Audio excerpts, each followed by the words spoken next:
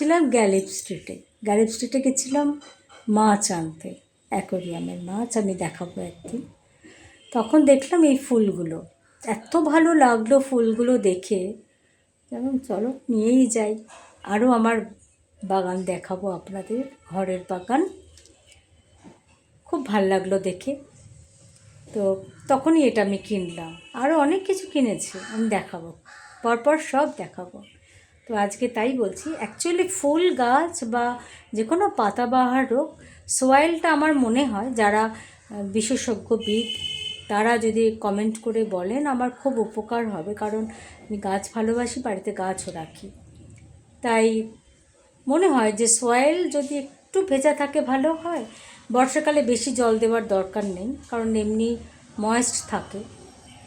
আর রোদ, ইনডাইরেক্ট রোদ, direct Sunlight কোনো কিছু তো না দেওয়াই ভালো। জানি না, হয়তো বাইরে তো থাকেই লাইট, তো সেই সানলাইট হয়তো অন্য অন্য গাছ। আর যেগুলো ইনডোর প্ল্যান্ট, ইনডাইরেক্ট কাঁচের ভেতর দিয়ে যে লাইটটা আসছে সেটাই বেটার। আর আমার গাছগুলো তাতে দেখছি ভালোও হচ্ছে ইনডাইরেক্ট লাইটে। এই গাছটির নাম ব্রহ্মকমল। এর বেশি জল লাগে না, কিন্তু এমন একটা জায়গায় ছিল না, ওর জল লেগে গেছে, এর জন্য গাছগুলো একদম প্রায় মৃত। দেখি একে ঠিকঠাক করে যদি করতে পারি, যদি একটু ভালোভাবে হেল্পটা হয়। আমি এখন একে পুরোটা বের করবো, এটা খুব রিস্ক লাগছে আমার, যদিও ভয়ঙ্কর রিস্ক লাগছে, কারণ যেহেতু একদম সেন্সিটিভ গাছ, এটা ব্রহ্মকমল মানে ভীষণ সেন্সিটিভ। আমার একটু ইতস্তত লাগছে কোন দিক দিয়ে একে করি, কারণ এটা অনেক দিন আগেকার এটা না শক্ত হয়ে গেছে অ্যাকচুয়ালি, এই পুষ্টি পাচ্ছে না। আমি একটু পুষ্টি দিয়ে গাছটিকে রোপণ করব, দেখি কি করতে পারি।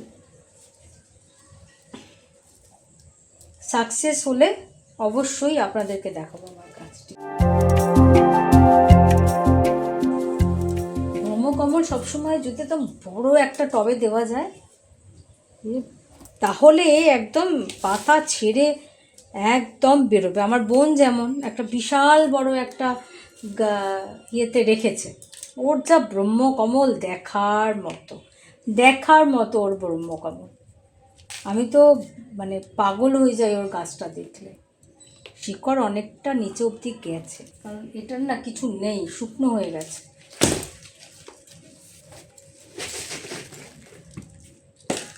একদম শুকনো হয়ে গেছে বেচারা। আমি এই ভার্মি কম্পোস্ট সমেত মাটিটাই দেব।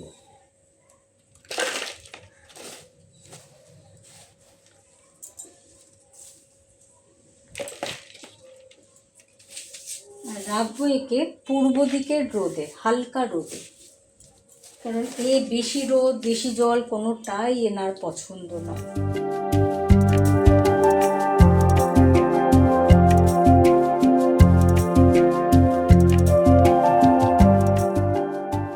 সবচেয়ে ভালো হচ্ছে ব্রহ্মকমলকে যদি বাড়ির মাঝখানে স্থানে রাখা যায় তাহলে সেটা ভালো।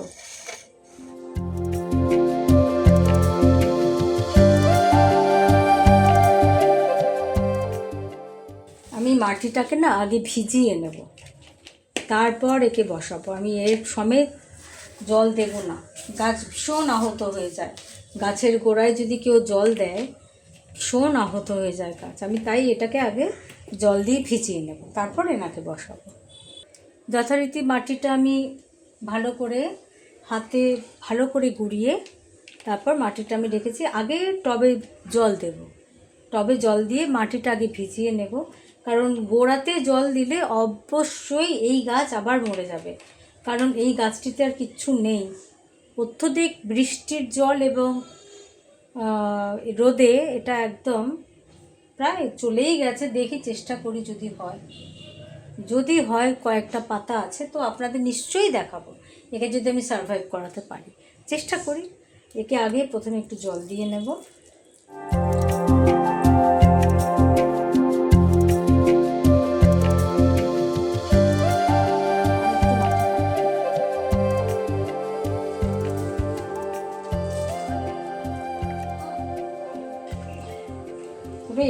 পুষ্টি দরকার। আমি ভার্মি কম্পোস্ট দিয়ে দেবো একটু পরে। বা যাই হোক, এটাকে করে দিলাম আমি। একে এখন আমি একদম ইনডাইরেক্ট সানলাইটে রাখবো, বা এখন তো বর্ষার সুন্দর রোদটা এসছে, এখানেই একটা জায়গায় আমি প্লেস করবো।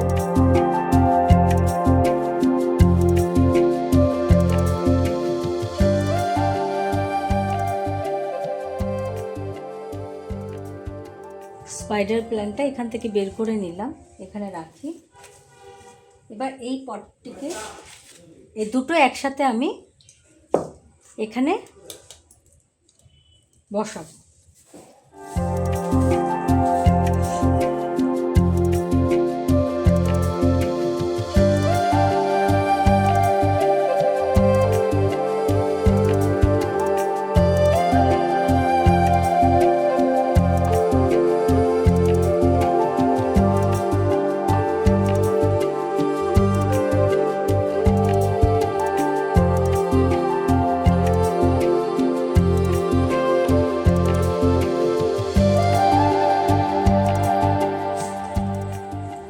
এবার মাটিগুলোকে আমি গুঁড়িয়ে গুঁড়িয়ে দেবো। এর মধ্যে ভার্মি কম্পোস্ট আমার করা আছে, ভার্মি কম্পোস্ট দিয়ে মাটিটা আমার করা আছে। কি ভাল লাগছে, পুরো ছড়িয়ে গেছে গাছটা। অ্যাকচুয়ালি গাছগুলোকে না রিপটিং করতেই হয় বছরে একবার, বেশি না, বেশি নড়াচড়া করানো ঠিক না। যদি বা গাছের গ্রোথটা বাড়তে থাকে তখন একটু রিপটিং করতে হয় বড় টবে। কিন্তু আমি চাইছি না যেটা আর বাড়ুক, মানে একটু লম্বা হোক, ঠিক আছে, ওই জন্য আমি এটাতে করলাম, যাতে কম্প্যাক্ট ব্যাপারটা দেখতেও ভাল লাগে। চেপে চেপে চেপে চেপে বসিয়ে দেবে, পরে আমি এটাতে জল দেব।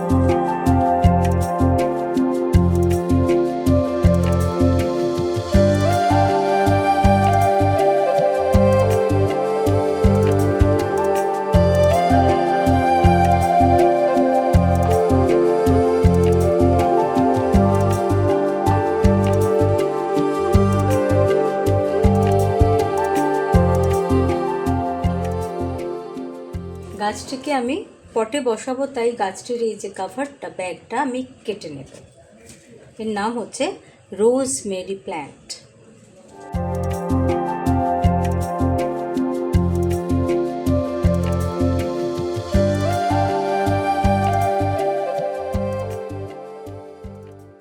এই টবে আমি বসাবো, তো টবে থাকা মাটিটি আমি ঢেলে নেব প্রথমে।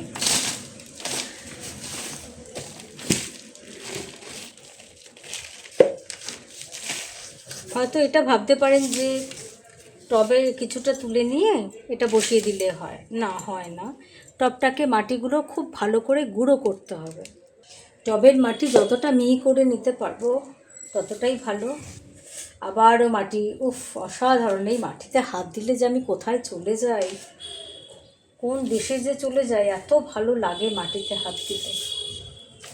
তাহলে এবারে আমি এখানে একটু একটু করে ভরতে থাকবো।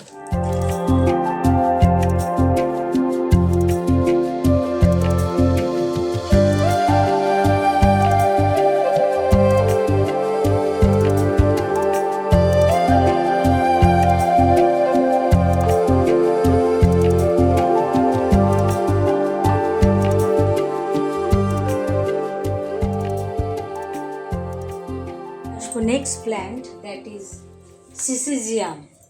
আবারও একই প্রসেসে এটা খুলে ফেলবো।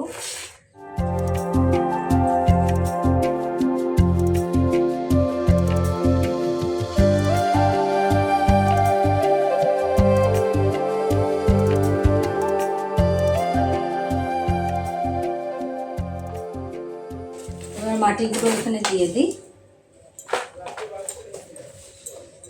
সব একই প্রসেসে তৈরি করা।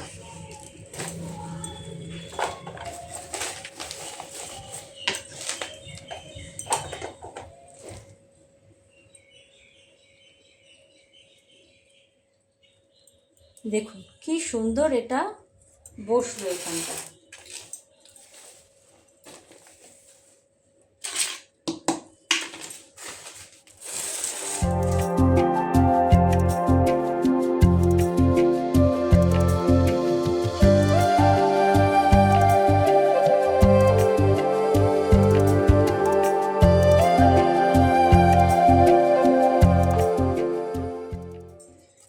আমি 1, 2, 3, 4টে গাছ পটিং করলাম। এবার এগুলোকে যথাস্থানে দেবো যাতে যাতে একটু ইনডাইরেক্ট লাইট পায়। সয়েলটা তো ময়েস্ট আছেই, এইটার একটু কম আছে, আমি দেব। এইভাবে আমি আমার ঘরে লাইফকে মেনটেন করি, কারণ এরা লাইফ প্ল্যান্ট, আমার বন্ধু, আমার কথা বলার জায়গা। ওরা আমার ভাষা বোঝে, আমি ওদের ভাষা বুঝি। এটা সত্যিই কথা, কিন্তু থাকতে থাকতে বোঝা যায় যে কখন ওরা জল চাইছে, কখন ওরা খেতে চাইছে, কখন চাইছে ওরা ভিটামিন। এভরিথিং আপনি যদি ফিল করেন, গাছে হাত দিয়ে বুঝতে পারবেন যে ও জল চাইছে, ও একটু ভিটামিন চাইছে বেঁচে থাকার জন্য, সারভাইভ করার জন্য। তো একটু যদি আমরা ফিল দিয়ে গাছকে যদি একটু টাচ করি, দেখবেন ও কথা বলবে। আমি রিয়েলি বলছি, আমি তো বুঝতে পারি। তো যাই হোক, ভাল লাগলো, খুব ভাল লাগলো। আপনারাও যদি মনে করেন যে গ্যালেপ স্ট্রিটে যাবেন, অবশ্যই চলে যান। ওখানে গাছ দেখলে তো মানে কি বলবো, গাছ, মাছ, পাখি, কুকুর কি নেই গ্যালেপ স্ট্রিটের বাজারে। আমি দেখাবো গ্যালেপ স্ট্রিটের বাজারটা, অবশ্যই দেখাবো। একটা ছোট্ট শর্টসে দেখতে পাবেন, বা ব্লগ ইয়েতে তো দেখতে পাবেন। বিউটিফুল বাজার আমাদের এখানে, শ্যামবাজারের পরে। আর কেউ দেরি করবেন না, চলে যান। যারা গাছ ভালোবাসেন, গাছ রাখতে পারেন, ভালোবাসেন এমন কেউ নেই, আমি মানি না, গাছ প্রত্যেকে ভালোবাসে, কিন্তু হয়তো সময়ের জন্য হয়ে ওঠে না। তো আপনারা ওখানে গিয়ে ভিজিট করুন, গ্যালেপ স্ট্রিট, বিউটিফুল প্লেস। তাহলে আজকে আমার ব্লগটা এখানেই শেষ করছি। আমি সবাইকে ভালোবাসা, প্রণাম এবং শুভেচ্ছা জানাচ্ছি আমার ব্লগটিকে দেখার জন্য। তাহলে আজকের দিন এই ব্লগটা এখানেই শেষ করছি। ভালো থাকবেন, নমস্কার।